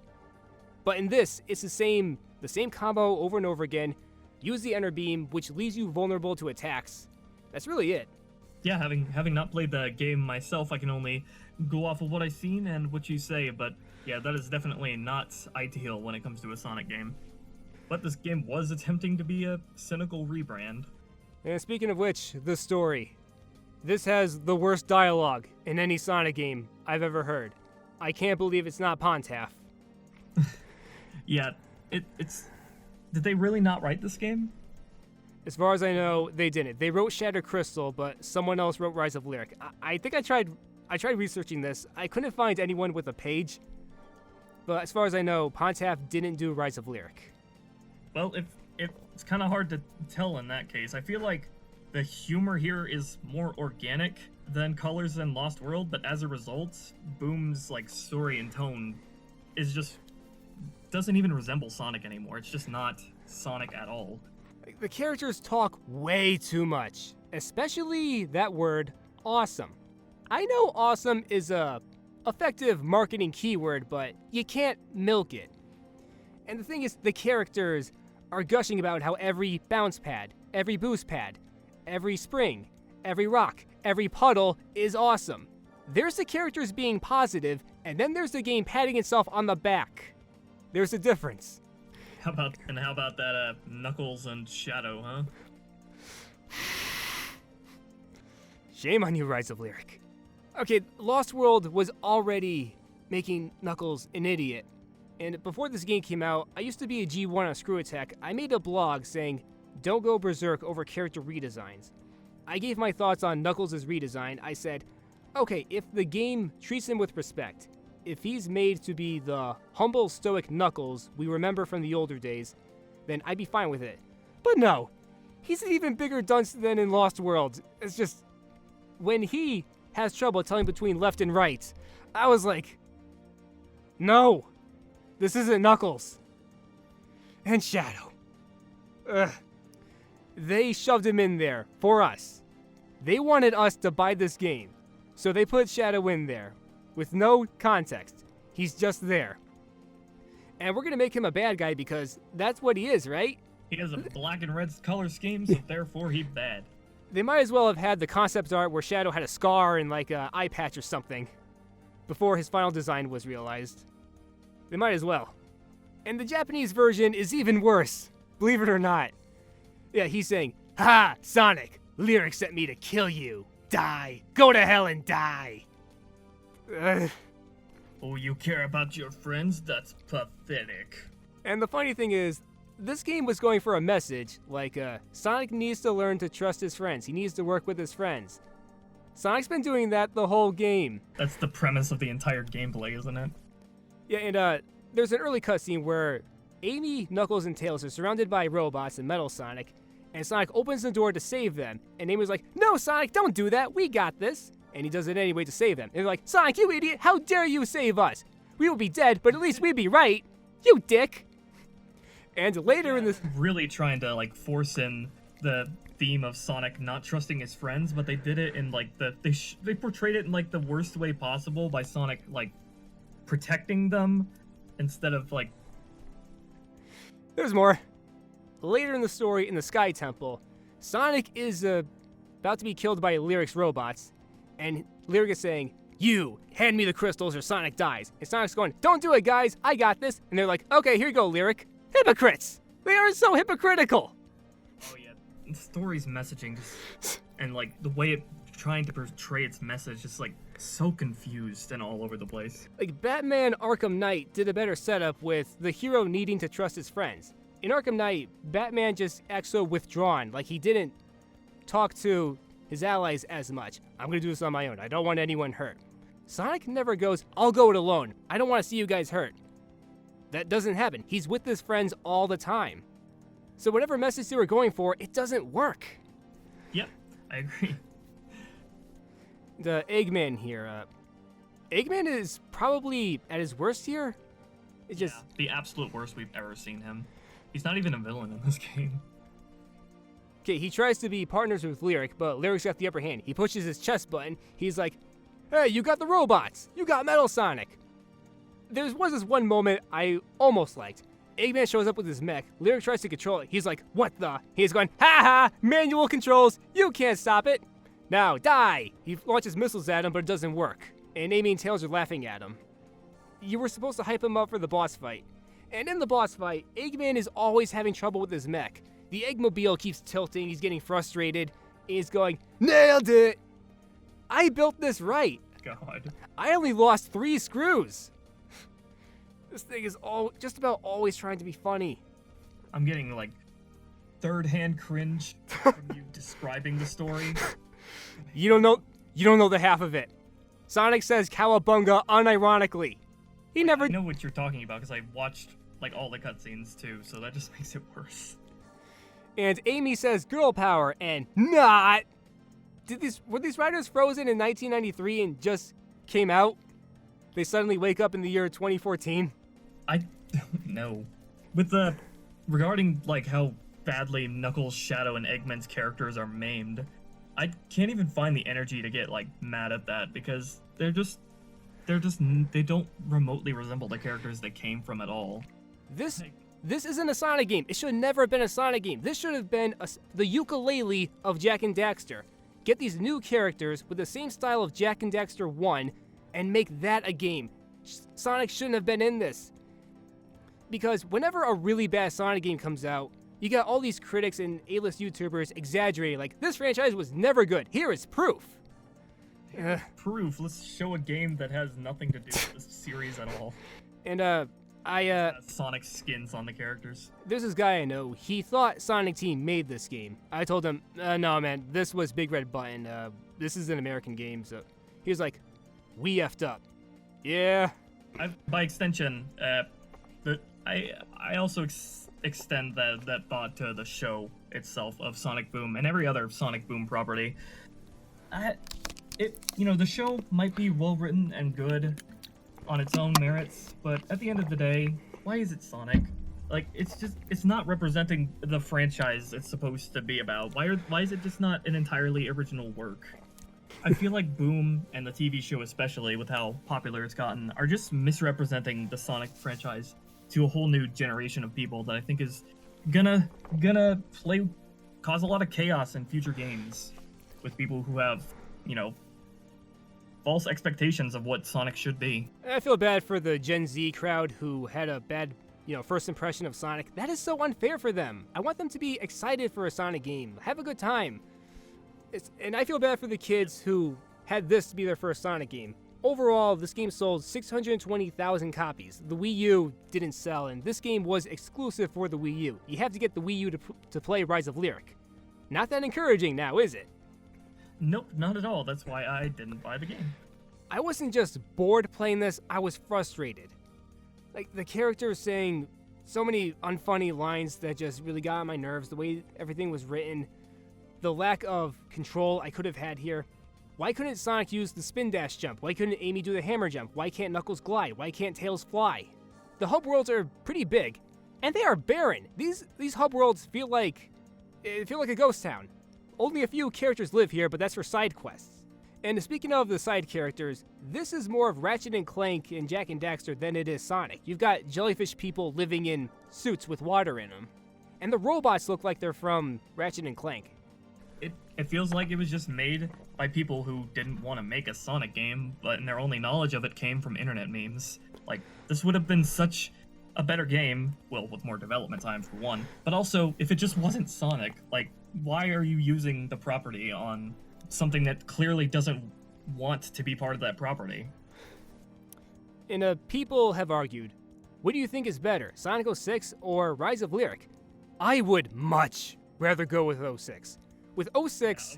It's not even a competition. Like, 06 is still part of the series. It does some good things well for all of the bad that it does. Like, Boom isn't even, like... It's in, like, a category, like, 2 continents away on another planet. Like, it's not even worth considering within the series itself. With 06, I felt that Sonic Team genuinely wanted to make a grand, epic game. Rise of Lyric feels like a calculated, heartless corporate phase. And Sonic 06 has countless mods from the community. People trying to improve it, make it fun. Rise of Lyric doesn't have any of that. Nobody cares about Rise of Lyric. 06 is technically a worse game, but it is on my good side compared to Rise of Lyric. Would it be fair to say that Sonic 06 is a compilation of lots of moderate highs, lots of low lows, whereas Rise of Lyric is just like low all throughout? Rise of Lyric is like one linear average line that has no bumps. Sonic 06 has its highs and its lows. Shadow and Silver stories, a few stages have some good highlights. Yeah, the loadings, the bugs, and all that. Yeah, I can see that, but for me personally, I like Sonic 06 more, so... The crux of it is, for me, Sonic 06 has a lot of more of my goodwill, because it actually, it visibly gave an effort and tried to expand upon the world and characters and make a really grandiose, epic game, like the best Sonic game ever made, and the people behind it, like, obviously really tried to do their best within the context of the series, whereas Boom it feels like a total replacement for the series. Never mind the fact that it's also just bad at what it tries to do. Hey, would I recommend this game? If you're one of those guys who's adamant in thinking that Sonic is exclusively for kids, then this is your ideal Sonic game. This is for you. Otherwise, no. I can't picture anyone enjoying this game. Just stay away from it. Don't waste your time with Rise of Lyric. Yeah, I don't see any reason to pick this game up. Not even to laugh at, because you'll probably just end up bored and frustrated. Yep. Okay, so highlight Sonic Mania, including Sonic Mania Plus, released August of 2017, and then the Plus version July 2018. Ruby, your thoughts? The game was actually played extensively. Let's go. Yeah. Okay, what'd you think when it was announced? When it was announced, I was obviously really skeptical of sort of nostalgia pandering and all that, but I was fully on board with the faithful classic gameplay, and it did not disappoint. Yeah, when I first saw the trailer, I wasn't that excited because I was so tired of classic rehashes. But the more I thought about it, it did have promise, and the guys behind it love this franchise. The mods they did, Christian Whitehead, who did the Sonic CD port, the remaster that I loved playing. And this and Forces is what got me into making Sonic videos on YouTube. And so yeah, I was hyped for it, and it came out, and yeah, I played it, and I really enjoyed it. Oh yeah, same here. And a funny thing, if this is a sequel to Sonic 3 and Knuckles, why is Sonic younger? In 3, the sprite model has aged. He's taller, the shade of blue is darker. But in this, they've gone back to Sonic 1. Yeah, that is perplexing to me as well. I don't think it's actually a conscious decision, but it is really I don't like the fact that they used Sonic 1 and 2 sprites as a base instead of 3's as a base, especially just as on like sprite work alone, like 2's compared to 3 is just like I don't know, it's just more poorly drawn, honestly. Like the proportions are a lot more off compared to 3 and Sonic, I don't know, the proportions are a lot more wonky with the 1 and 2 sprite, and I'm disappointed that they didn't go with 3 sprite, especially because it made Sonic look older. And like I said with 4, okay, they want this to be a continuation, but they're also doing a lot of rehashes. The newer stage, the Press Garden, the Studiopolis, Mirage Saloon, Titanic Monarch, loved playing them. I love how the team had their opportunity to bring in new stages in here, and they were a ton of fun. With the older stages, I didn't care much for Green Hill or Chemical Plant. Oh yeah, this is the second game to make those two the first stages. It's always Green Hill and Chemical Plant. Preferred something other than Chemical Plant. At first, something other than Green Hill would have been nice too, though. But go on and finish what you were saying. I thought like each of the 4 games in the tetralogy was going to get one representative, but then no, we're getting more and more of the older stages. 8 stages are old, and only 4 are new. And that was disappointing. We got the Phantom Ruby acting as the primary means of transportation to the older stages. And according to the story... Before we go on with the context of the story, though, I was in the same boat of being disappointed of only 4 new levels, but having learned that Mania was originally only designed to be, like, I don't know, a compilation of some of the best, levels. It was originally only going to be a bunch of old levels spliced together. It's actually really... It's more than we were going to get originally that we got 4 new levels to it. And by extension to that, I don't know, it feels like a legitimate addition to the Sonic series. I remember Izuka, he told the team, you have to include older stages. So it was really his call. So I can see... I heard the opposite. It was originally going to be a best of a compilation. Huh. We got the 4 new levels as a sort of bonus. I'll have to look up a source on that. I remember Izuka telling them, you gotta include the older stages, you gotta include Green Hill and Death Egg Robot, so yeah, that's there. And these are my favorite special stages. I love the special stages here. Yep, they're my favorite in the entire 2D games. The cynical part of me was saying, we're doing the half pipe again, but no. We got like the Sega Saturn era kind of style of special stage, where the character's a 3D model, and they're running in an open linear space, collecting these orbs and rings as time and speed. And we got these UFOs grabbing the emerald, and you're chasing them. That's a brilliant idea. Yep, and the way you access the special stages is like 3 and K as well, which is also really great. This is directly inspired by 3 and K. 2 stages with a mini-boss and a full-fledged boss battle. Yep, and within each act, I thought every level did... While they reused a lot of the old stages, I thought that each one managed to do something new and unique with every level, regardless of being recycled. But that said, I do think the best levels in the game are the new ones. Oh yeah. If this team is on board for a new game, it's got to be all original. I would love that. Yeah, really, really hope that Sega didn't throw the people who made this game in the garbage. It is the first of its kind. Yeah, if it is the first of its kind, not the only one of its kind. And Yep. I want the sequel to take place in a concrete region, a place that has all new stages in it. The Phantom Ruby is just for transportation. That was one of my biggest problems with Mania before Plus came out anyway, that fixed a lot of that, is that the level transitions were really, really confusing. Yeah. But that said, I do think the game did an okay job to contextualize a lot of these places, and I appreciate how they sort of put Little Planet over Angel Island for the last set of levels, where we can see sort of Little Planet in the distance as we're in Lava Reef Zone. Mm-hmm. And according to the story, the Phantom Ruby makes everything an illusion. We never went to Little Planet or West Side Island or any of these places. We were all on Angel Island Zone the whole time, apparently. going just by my impression of the story alone, I was just under the impression that the Phantom Ruby allowed you to bend time and space, which Eggman took advantage of to revive his domination over Little Planet. Well, according to the story of Forces, it was all an illusion. As long as they don't mess up... Pretty disappointing. Yeah, as long as they don't mess up Little Planet, Sonic 4, non-canon, The Good Future, that's how it is. It's still there. Yeah, I was really disappointed with the lack of a lore. You first. What was that? Right. They portrayed all the Little Planet stages as past and present, but they didn't go into any of the futures, right? It's implied they made a good future when you destroy the roboticizer. Like for Stardust Speedway, you go to the past and then the present for that stage, and then what is it for Metallic Madness?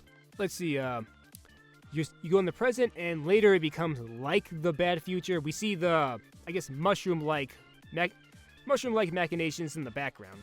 But it's more of Eggman's base, so I don't know. Yeah, since he has the Phantom Ruby to manipulate everything with. I think the bad future there, if it was the bad future, which I can't remember, I think it would be fine because he's manipulating time and space, ignoring forces anyways, assuming like it's not all just an illusion. And I gotta say, I'm tired of fighting Metal Sonic, especially to the beat of Stardust Speedway. They're doing that a lot. Yeah, they're using Metal Sonic so much. They even used them in Boom, weirdly.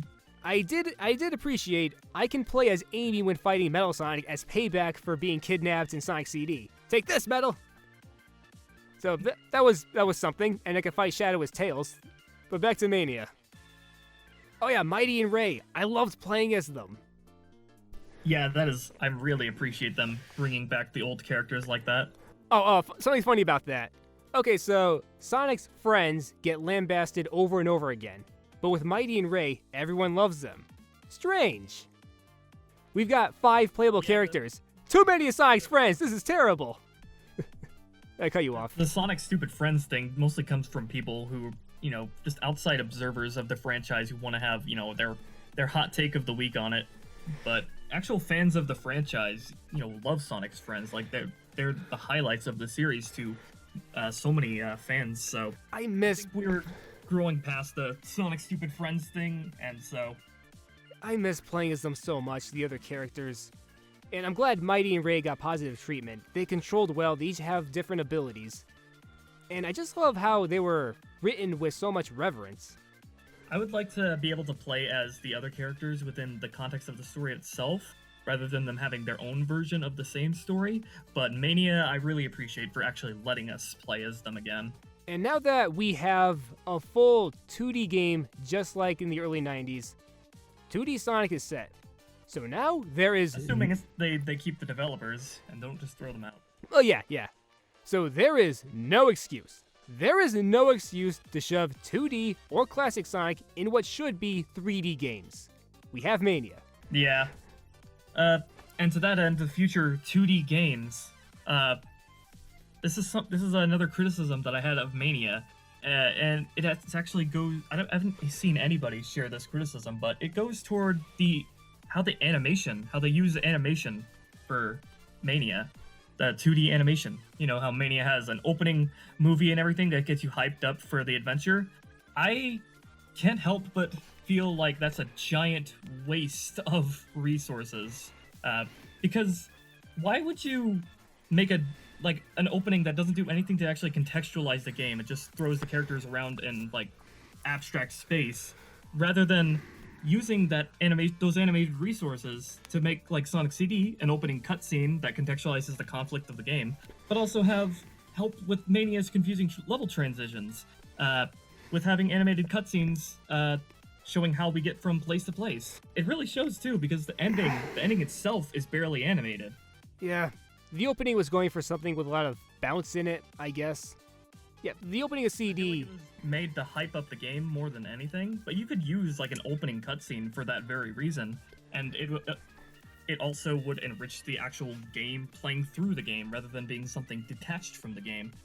And to that end, we have all these Sonic animations like Mania Adventures and Overdrive for Team Sonic Racing. I'd rather those animations, the resources for them, go toward what I just said, animated cutscenes for future 2D games to help enrich their stories and experiences of each playthrough. That would be interesting. A classic style game with cutscenes in between the stages. Not a bad idea. I think that would be a really neat idea moving forward. Okay, so It's a much better use of resources than spending such valuable animation time on, meme shorts. Okay, so Ruby, do you recommend Sonic Mania? And to that extension, Sonic Mania Plus? Absolutely. Yeah, stupid question, but I gotta. For a reason. Yeah, I recommend it. If you're a classic fan, definitely. If you're an outsider, then sure, give it a try. So I'd say recommend it to everybody. This is my favorite Sonic game this decade. And now, Here. I would even recommend it to people who don't like the 2D Sonic games because I've seen Mania have like an effect on those types of people where it retroactively helps them get into the older 2D games. And it is good to see. It sort of trains your sonic senses, you know? Yeah, and it is good to see fans making an official game. Like, I'm sure they're proud of themselves, and I want them to come back. And now to cap it off, Sonic Forces, released November 2017. Ruby, your thoughts when this was announced? I was really involved and planned to pick this game up and get into it as much as I could. I had so many criticisms and was so skeptical before release from anything from how shallow the gameplay looked to how unpolished it looked to how cheap the story was coming off. Everything. I was skeptical about everything. I was so hyped when that trailer started. We're in the city on fire, these Death Egg robots. Are we doing this? Are we gonna have, like, a story with stakes in it? Like, I was so hyped. Sonic is running towards them. Like, and then something breaks the debris. Some heroes need help. Oh, which character is it?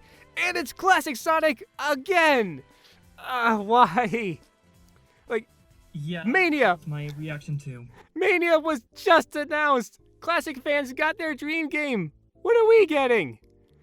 Okay, so it's going for... Where classic Sonic became a crutch. Oh, yeah. Okay, so people have been asking for another Generations. Like, I remember Screw Attack asking for one. So Sonic Team is like, okay. So they're doing it. And, it's another Generations, except not really. yeah. So... It doesn't have that sort of revisiting old locations nostalgia to it. No. Green Hill, I guess. And Chemical Plant. It doesn't do anything beyond that. Don't forget Chemical Plant. Death Egg. Green Hill, Chemical Plant. Always the first two stages. Those two. But they're not framed as sort of revisiting these memorable locations. They're just kind of come off as rehashes more than anything. Okay, so I didn't mind the avatar. It's a pretty neat idea. You know, Yossi, DeviantArt, lol. But whatever, like... Avatar was the best part of the game to me. At least it's a character besides Sonic that we could play as. That's refreshing. Even though there are a dozen characters I'd rather play as. And so the game... You first. The Avatar idea is a really, really good idea. And if they can, it can be implemented into future Sonic games without taking away from the other characters. But I think the Avatar adds a lot. Because this fan base obviously has a real passion for making original characters based off the Sonic series. So I think the Avatar is like a natural fit for multiplayer side modes in future Sonic games. Like, imagine being able to, in SA2's multiplayer, being able to create your own original character and play with other people online with their original characters. Yeah, for multiplayer, it's a good idea. But when it comes to the core of the story, I'd rather play as Knuckles or Silver or Tails. But moving on. So the game came out. I was so disappointed. In fact, I was pissed off. This game just rubbed me the wrong way. I felt betrayed playing this. Like, that was it. This 3-hour-long campaign that promised so much, and it didn't deliver. This Sonic Forces is really wonky because it tries to appeal to everybody at once. You can't please everybody. To like jaded nostalgia, 2D nostalgia fans, and tries to appeal to people who want serious stories in Sonic haphazardly. And it tries to appeal to Boost Formula fans, it tries to appeal to OC fans, it's all over the place. No polish put into any part of it. Except for the Avatar and every piece you can unlock. Yeah, this is Boost at its most basic. Like, you can't drift, so Sonic's abilities have been subtracted. And when you jump, you can't move sideways like you did in Generations. You're fighting the Egg Dragoon in Generations. If I jump and move to left or right, I can do that. But in the final boss of Forces, when you jump, you can't move. So if you're about to be hit by the laser, too bad, you're gonna get hit.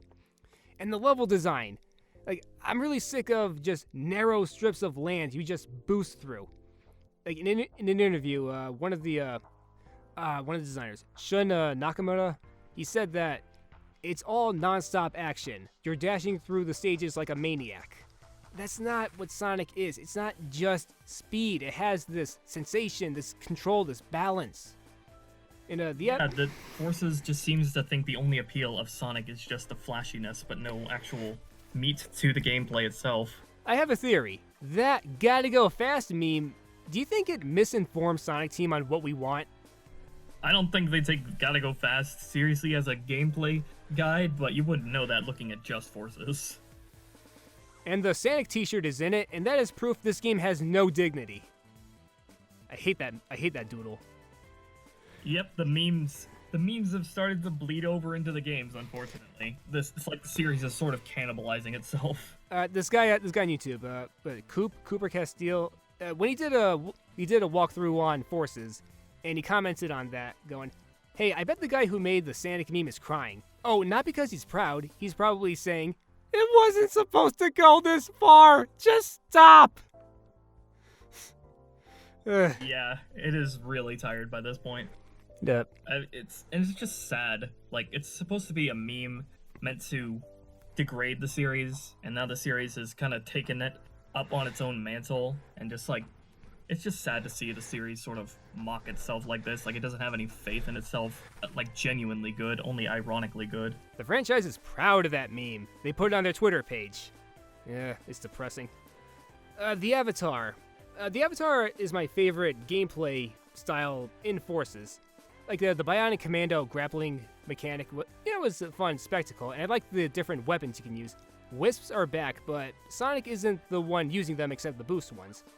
And the different ones, I like them here. They're a bit less intrusive. Like, they're optional. The Wisp work with the Avatar, at least they actually enrich his gameplay rather than interrupting it, like with Sonic. The Avatar is a novice, so can't do the same ability as a Sonic. So it uses them to really give him that push. And I did have a lot of fun using the flamethrower and the shotgun. And putting on different outfits, it was a lot of fun. Oh yeah, that was the best part of the game to me, is just constantly unlocking new stuff. Yeah, you can dress as other Sega heroes. We got Ai, Beat, Knights. Yes, that Sega love, we need more of that. That's definitely the part of the game that they put the most effort into and were the most passionate about. And the Avatar has a good character arc. It's like Tails in the earlier games. The shy kid who really musters the strength to fight the big bad. And he's alongside his hero, Sonic. It's like with Tails. Yeah, even though he doesn't talk at all, he does have something of an arc throughout the game. And it's really, really funny, though, considering, like, classic Sonic is just in the game, and they kind of frame him as being the sidekick of the story, and he's just kind of thrown to the wayside the whole time, and, like, the real bromances between Sonic and the Avatar. Classic Sonic is like the Jared Leto Joker of Forces. Advertised all the time, but not utilized much. They might as well have gotten Jared Leto to be the voice of Classic Sonic. Okay, Jared, just stand there. You're doing good. Okay, so, you did great. Take care. There is just no reason for him to be there. It's actually really funny, like, how unfitting he is within the overall game. Like it does nothing with him. Classic never fights. It tries to have him build a friendship with Tails, but that just doesn't matter in the grand scheme of things. Okay, Tails being so dependent on Classic Sonic is a metaphor for, like, sticking to the classics way too closely and not growing up. That's what Tails is. That's where Tails is. And it doesn't help that, Tails being taller than Classic Sonic. It's the image of Tails cowering from Chaos Zero and then being saved by a little stuffed animal Sonic. That's Tails' character's hit rock bottom at that point.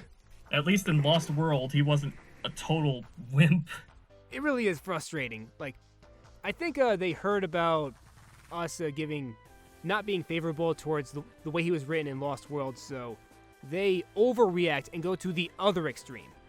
Why is it like this? What? I have another example of that, which is probably not shared by a lot of people, which is like Knuckles. Like, Knuckles has been treated as the butt monkey for the past few games, and now he's the competent war general leader type, which is totally antithetical to his character and does not fit at all. Like, they went way too far trying to address the criticism by turning him into a war general, even though historically his character has always been the loner type who's doesn't have the social skills required to lead an army or a revolution. Yeah, Amy or Vector should have been the leader, but not Knuckles. Before release, I was definitely rooting for Vector to be the leader because he already leads Team Chaotix. He has that natural charisma to him. He has that decisive and deductive reasoning skills of a detective. Like, he should have been the leader. Yeah, and the story is so aggravating. It implies that Sonic is the only competent fighter. So Infinite and his band beat Sonic up. It's been 6 months. Eggman took over. Knuckles didn't fight back. Silver, Shadow, Omega, like, none of them fought back. The opening of the game is like such a joke. Like, Eggman is already in the process of taking over the world. Sonic shows up, gets beaten up, and then we get an exposition dump, a couple of text screens, and then suddenly we're months later. And that is not a good way to get me invested in this conflict. Speaking of Shadow, where was he those 6 months? He didn't join Infinite, so where was he? Why didn't he fight Eggman? Those are the kind of questions that This is the kind of questions that I ask for, like, Unleashed as well, but at least Unleashed, like, pretends Shadow doesn't exist, whereas this game still, like, has him be part of the story, but doesn't explain why he was just off having a nap while the world was being taken over. And by the way, I hated, like, I knew the way they marketed the game before release, where, like, Chaos, Metal Sonic, and Shadow and Zabok would all team up to be the bad guys of the game. I knew before release that was going to be a terrible bait and switch, because it was either going to be one of two things. It was going to be these characters are acting totally out of character and have no reason to be working with each other and are just being evil for no reason, even though, like, 2 out of the 4 of those are not evil at all, and Zabok has no reason to team up with anybody else, and Metal Sonic should be with Eggman, if Heroes is still canon anyway. Or they were all just going to be fake illusions, and it was the latter, and it was just as disappointing. They hyped this up so much. Shadow. Adventure fans love Shadow. Let's bring him in here. Ugh. Honestly, I'm glad, though, that they didn't have him turn to the evil side. I'm glad that they at least acknowledged that he's not an evil person or even an anti-hero. They shouldn't have hyped that up in the first place. If it came up later in the story, if it wasn't advertised, then we'd be thinking, what's going on? But no, that happens. And shame on this game for dragging Chaos in here. Like, Chaos was just there, easily beaten by Classic Sonic with one attack. You know what would be interesting? If Chaos was utilized in the story, if we saw Chaos 3 or Chaos 5, which we never saw in Sonic Adventure, that'd be interesting. You do more with them. Yeah. But no, you just... Illusions. Why are you spawning Chaos Zero, the weakest iteration of him? Like, if you could spawn whatever you want. And, you know, remember what I said earlier about divorcing characters from their context, and just treating them like cardboard cutouts? Well, this is pretty much literally just that. They're not even the characters themselves. They're literally just images of the characters meant to bait and switch people in. We got this big battle where where all the heroes are fighting, except Tails. And yeah, it is... I appreciate their thinking about us, but you have to do better. These characters aren't just there... Heartless. It doesn't have any thought to it. In Sonic Adventure 2, they have a purpose. They change the story. In Forces, they just stand in the base commenting on things. And I did like the moment Silver had when he fights Infinite for a few seconds, but it's so little. That doesn't even answer why Silver is there in the first place. The prequel comic said he came from the future because of Eggman. And a funny thing about Eggman's takeover, the world is exactly the same before and after he took over the world. Green Hill, the city, the same. In Sonic CD, it showed us what the world could look like if Eggman took over, and it is terrifying. Yeah, Sonic CD was more effective with Eggman's reign. Forces? No. Yep. I don't think going back to Silver, with how 06 ended, I really don't think there's any way you could bring back Silver without it being super contrived and like not believable whatsoever. You have to have extremely specific circumstances to have him come back to a specific point in time from his specific point in time to meet back up with the characters again. We're going on from Sonic Rivals, which a lot of people haven't played. It's, I guess, the watered-down take on 06's story. The future's in trouble. I'm going back. I fixed it. It's like this. Oh yeah, I heard that Rivals has a different continuity with Silver, and that this Silver is from the Rival series. Yeah, this story was... I have not played that. Yeah, Rivals is okay. Yeah, this story, it felt rushed. After 4 years, we expected better. 3 years was spent on the Hedgehog Engine 2, and only 1 year was spent on the game. And funny thing, Classic Sonic has no secret stages. It's just Sonic and the Avatar. If they took Classic Sonic out of it, you could invest more time in Sonic stages as well as the avatars. A lot of the story, I appreciate the direction it's trying to go in, like actually making a heart-pounding story where the characters try to act like some semblance of themselves and not just caricatures. They should keep carrying that kind of stuff into the future, but they have to do a better job, like just writing it in general. You can't just... They can't keep slapping stuff together like this. You can't just lightly touch upon it. And why does the tone always have to be exaggerated the way the characters are written? It can either be Batman and Robin or Dawn of Justice. Why can't we get the Dark Knight trilogy in there? That perfect balance. Why is that so hard? And I want Forces to be the last game of its kind. No more linear roads, intrusive 2D, out-of-place classic Sonic, and meta writing. Yeah, the tonal thing is I think it's like before release they hyped this game up as like a return to quote-unquote serious Sonic story. They literally said that in one of the trailers. The problem is that they're approaching this with like that as their main goal. This needs to be a serious game, but we also need to inject some comedy here and there. Their goal isn't, okay, how do we make a good story that'll move people? Priorities are all messed up. So, overall, Ruby, do you recommend Sonic Forces? If you really like character OCs in the Sonic series, then yeah, but if you want a good Sonic game with a good story, then nah. I don't recommend it. In fact, I think I hate it. So I don't hate it. I'm just really indifferent to it. Well, it's promised a lot, but just left me feeling, well, cheated, I guess. So I don't recommend it. Okay, so those are our thoughts on the games this decade. So Ruby, what are your final thoughts on the whole decade with Sonic as a whole? It's been lost in the woods all over the place, with the bright spot of Mania that'll hopefully be the representative of the 2D games moving forward. I really hope the meta style of writing goes away and the series kind of gets back to Sonic, goes back and looks at the adventure games to see how they built upon the characters and worlds from the 2D games and continue upon that path. And honestly, I really hope the boost formula is done. Like, even at its best with Generations, like, come on. It doesn't hold a candle to the adventure games in terms of, like, gameplay depth and replayability. And it's so limiting, too, with how demanding it is with resources that, it's no accident that every boost game is padded out with, something other than 3D gameplay, whether it be the 2D gameplay, the 2D shifts in the boost stages themselves, or the Werehog, or Classic Sonic, or the wisps and colors.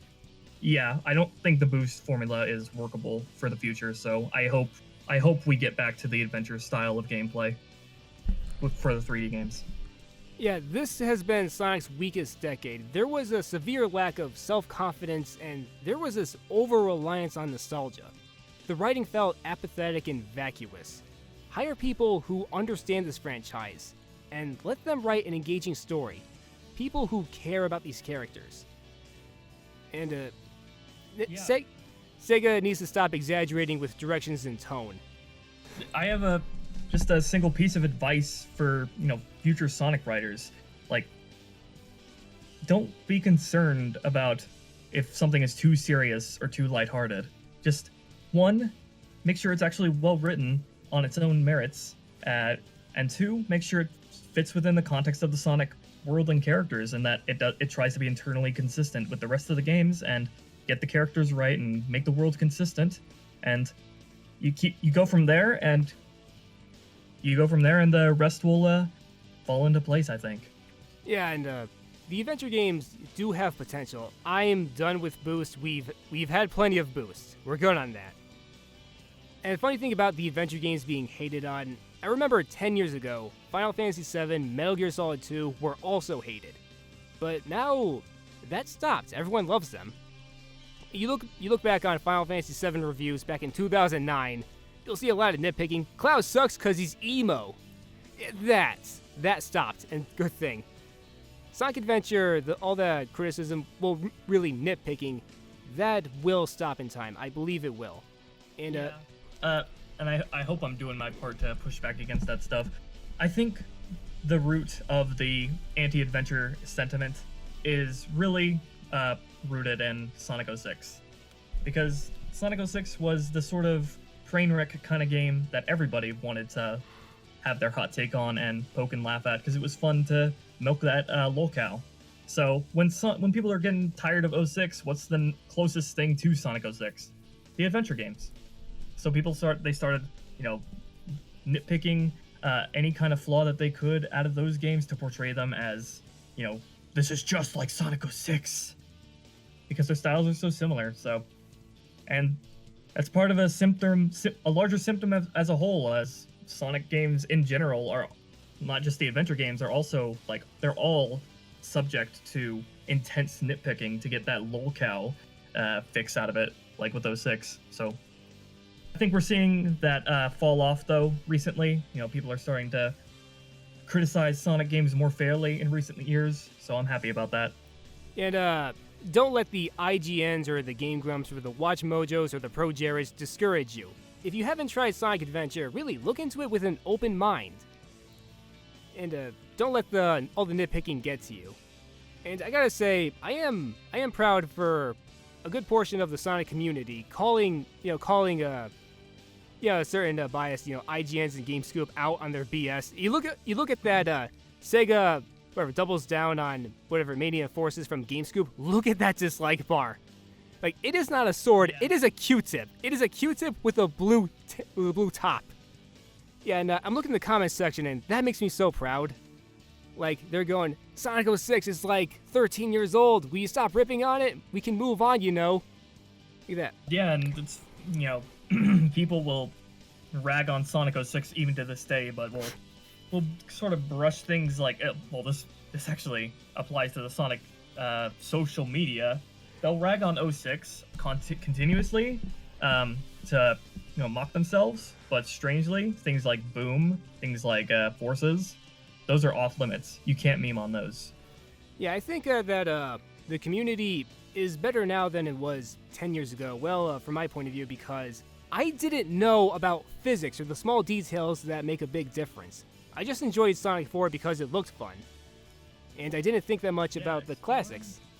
Exploring what makes the games that we love great and why we like them is really important, so we can voice those things to the developers themselves and hopefully make the series better. I love talking with fans about the games, about the characters, the gameplay, the writing. It is fun to talk about. I do love talking about Sonic. And I think that the reception of Sonic, the spirit of it will be more positive later on. Like, I want to be optimistic about this. I want to be excited for the new game, the 2021 game. They announced it, and I want to be pumped for it. I really do want it to be good. But I'm not going to blindly accept it or whatever because of the type of game it is or what it's not doing. Like, I want the whole package. It needs to be proud to be a Sonic game. Yeah, I really, for the future Sonic game, like people, I would advise everybody, like, you know, don't blindly praise it or anything, but don't blindly hate it or either. I saw a lot of that with Force's marketing. Yeah, yeah, that we're more knowledgeable now, like noticing all the details and what makes a Sonic game feel whole.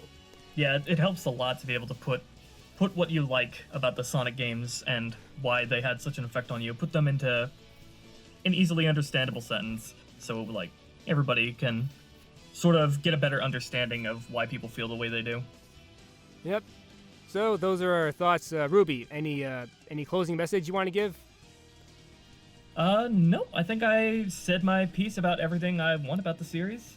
I know what I want for the future 2D games, I know what I want for future 3D games, and I know what I want for the game's stories, characters, and world as a whole. Yep. And this decade has been quite a ride. Yeah, starting with benign, just enjoying Sonic 4, and now knowing all this stuff. So yeah, it may have been, I guess, a lackluster decade for Sonic, but I am feeling optimistic for the future. Let's make the 2020s a good decade. If Mania holds out in its style and its developers, then the 2D side of Sonic is in really good hands. Yep. So everyone, thanks for watching. See you next time. Peace out.